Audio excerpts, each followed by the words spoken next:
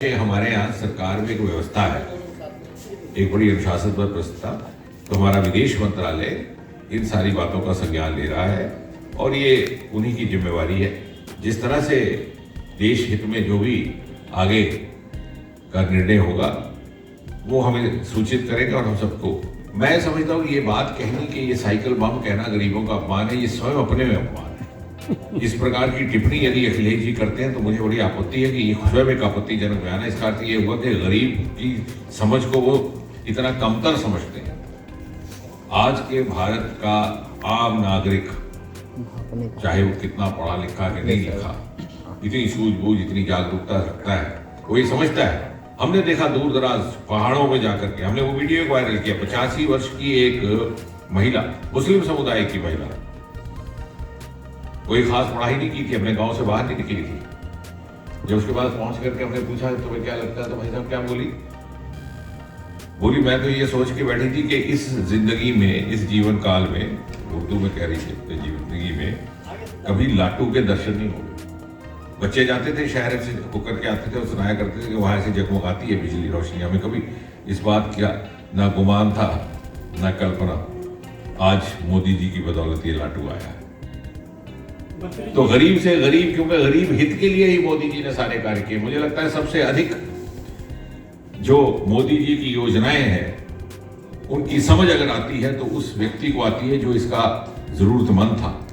जिस घर में चूल्हा नहीं जलता था, जब वहां गैस पहुंचती उसको समझ नहीं, इतनी अमीर से ज्यादा गरीब को। और अखिलेश जी यदि कहेंगे गरीब को समझ नहीं आती तो इसका अर्थ यह है कि या शायद वो भारत की धरती और उसकी नब्ज से जुड़े नहीं हैं, या फिर गरीब को लेकर के उनके मन में जिस प्रकार की छवि है वो स्वयं अपने में एक बहुत ज्यादा सम्मान नहीं है। ऐसा है कि ये चुनाव एक व्यक्ति विशेष या एक स्थानीय विषय को लेकर के नहीं लड़ा जा रहा। विषय बहुत बड़ा है, उसका महत्व भी बहुत बड़ा है। मंत्री जी, और जैसे भाई साहब ने कहा कि हमारे पास चुनौती ये है कि 5 वर्षों में जिस प्रकार की विपरीत परिस्थितियों से निकल करके प्रदेश आया है, क्या ये व्यवस्था जारी रहे या फिर से हमें उसी में धकेलना है अपने आप। देखिए, दूसरे सवाल के उत्तर में मैं ये कहूँगा कि उसका मेरे पास उत्तर नहीं, क्योंकि वो तो जो न्यायिक संस्थाएं हैं वो अपना कार्य करती हैं और मोदी जी की सरकार इस प्रकार की जांच संस्थाओं के कामकाज में हस्तक्षेप नहीं करती। पुरानी सरकारें करती होंगी। Law takes its own course जैसे कहा जाता है। जहाँ कानूनी कार्रवाई दरकार है, उचित है, कानूनी संस्थाओं या संवैधानिक संस्थाएं, भले वो NIA, CBI है, उनको अपने कार्य करने की स्वतंत्रता है। उसमें सरकार का कोई दखल नहीं रहता, ना ही हम उससे अनावश्यक कोई पूछताछ करते हैं कि मैं आपकी बात समझ सकता हूँ। मोदी जी हर वर्ग की सोचते हैं और भारतीय जनता पार्टी का सदस्य ये मंत्र रहा, उसी का पालन किया, justice for all, appeasement to none. लेकिन पहली बार आपने ये भी देखा होगा कि कहीं पर भेदभाव नहीं किया गया। ये मैं आपकी बात समझ रहा हूँ कि छोटे तबके को ज्यादा लाभ पहुंचा, क्योंकि शुरुआत शायद वहां से हुई, क्योंकि जिसको ज्यादा जरूरत थी उसकी पहले पूर्ति करनी, जहाँ ज्यादा कोताही रह गई थी वहां ज्यादा पूर्ति करनी। जब मोदी जी ने कहा कि आपदा के समय में कोई खाली पेट ना सोए, तो निश्चय ही सबसे पहले उस तक भोजन पहुंचाना अनिवार्य था जिसके खाली पेट सो जाने की संभावना थी। यकीनन आजकल कोई खाली पेट नहीं सोया इस आपदा के दौरान, और इस बात का साक्षी सारा विश्व इस बात की सराहना कर रहा है। वो खाली पेट सो ही नहीं रहा। लेकिन उससे अधिक जो बाकी व्यवस्थाएं हैं उसकी भी चिंता की जा रही है। आता कि उन्हीं के 65 वर्ष की छोड़ी हुई विरासत का नतीजा है। हम तो अभी 2014 में ही आए। ये है कि जहां जहां फ्री राशन की आवश्यकता थी, बिना भेदभाव के,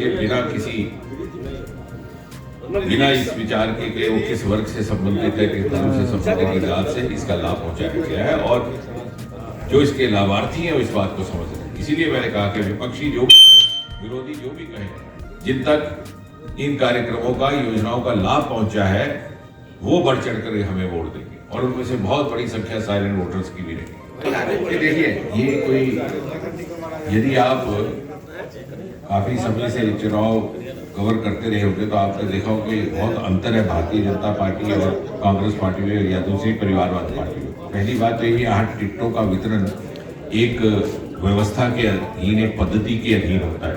ये रसोई घर में खाना परोसते हुए, भोजन परोसते हुए टिकटें नहीं बांटी जाती कि भाई को देने किया जाता है जिला स्तर पर, प्रदेश स्तर पर, फिर आखिरकार जाकर के पार्लियामेंट्री बोर्ड बैठता है और फिर निर्णय होता है कि कौन किस विधानसभा क्षेत्र के लिए सबसे अनुकूल प्रत्याशी है। और हाँ, जिसको टिकट नहीं मिला तो शायद, क्योंकि सारे महत्वाकांक्षा तो रखते हैं तो कुछ समय के लिए लगता होगा, लेकिन साथ ही साथ जो इस शिक्षक प्रशिक्षण से निकला है संगठन की पद्धति से, उसको ये भी समझ आता है कि शायद मेरे लिए कोई और जिम्मेवारी है संगठन। पेश है न्यूज बकेट हिंदी मासिक पत्रिका। पढ़ें इस महीने की पूरी खबर विस्तार से हमारे न्यूज बकेट की मैगजीन में। हमारी ई मैगजीन को मुफ्त में पढ़ने के लिए अभी लॉगिन करें www.newsbucket.in पर। इसके अलावा रोज की ताज़ा खबरों के लिए हमारे YouTube चैनल को तुरंत सब्सक्राइब करें।